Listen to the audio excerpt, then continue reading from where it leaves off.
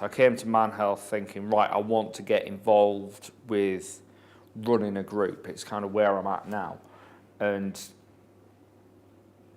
I think you kind of sharp realise that your own mental health is something that needs managing all the time. It's something that you need to stay on. It's the same rate, we go to the gym to manage our physical health. Things like this work on keeping us on point with our mental health, keeping us focused on maintenance. It keeps that maintenance on point. So with ManHealth, it has been learning more, diet, exercise, strategies. Mindfulness has been a massive one that ManHealth has introduced me to. And it's something I've incorporated in my professional life, and every night I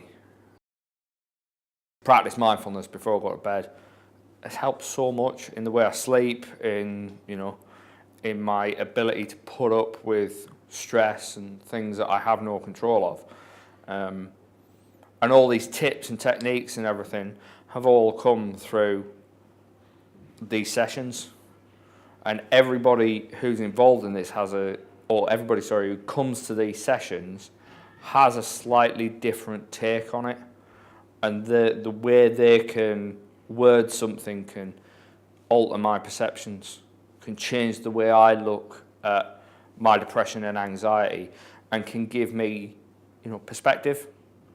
And hopefully we can do that for each other. That's what this ManHealth community does. It gives us all perspective and something to fall back on, people to talk to who understand. So it has really helped, even though I came to it thinking, I don't need any help, I can run one of these things. It's quite an arrogant thing to be thinking, really, but hey ho, you know what I mean? That's part of it. We learn as we go along. Every week somebody comes in and they'll say something, I watched this, I listened to this podcast, I watched this YouTube channel, I watched this, I did this, I tried this, somebody told me about that. And that knowledge and that information, it just feeds into everything. We've had this conversation quite a few times of we are our own little biomechanical depression, anxiety engineers, which we're all trying to solve our own problems. Medication works for one guy, doesn't work for another guy. This supplement will work great for him, won't work at all for him. It's such a balance, and no doctor in the world can claim this works for everybody, because it doesn't. That's not the way medicine works. It's not the way that mental health works. But if you can go, right, I'm going to try this. If that doesn't work, I'm going to try that. And I'm going to find the balance, and it's a constant maneuver, and you've got to re-engineer your own mental health from scratch. And it's incredibly daunting without the support that you would receive here. In fact, it's really, really hard, I think, if you haven't got something like this. The relationship with my family has improved. With my daughter, I have quite a small family and quite a small knit group of friends.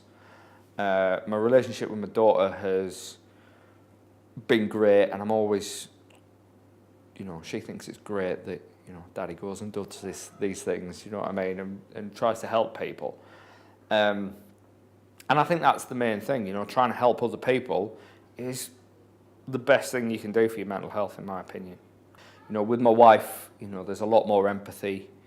We've both had a rough couple of years, and to be able to go, I've not acted the best way in this situation. I've not thought about this in the best way. I've not approached this, that, or the other, or however I've done it. And this gives you that perspective to be able to go back and go, when I did that, that wasn't thought through. That was a reaction that comes from my anxieties.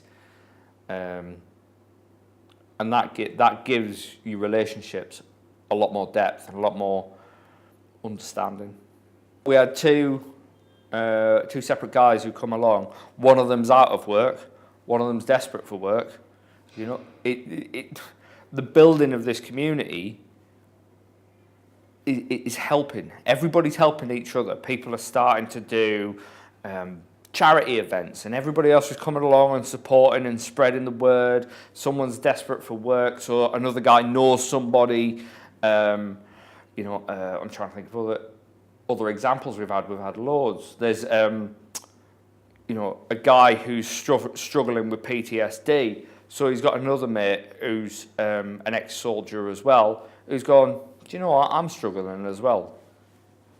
Let's go and check this ManHealth thing out. Because, it's very hard if you're on your own to take these actions.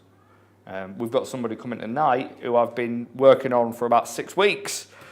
Come down, mate. You can talk about it. We can build this community. We can give you... We haven't got the answers, but we can help find some together. And I think that's the main thing to take away from it, is this community is more important than anything else. And it gives everybody a sense of community and a sense of belonging and an openness to talk about things which isn't available with the majority of men.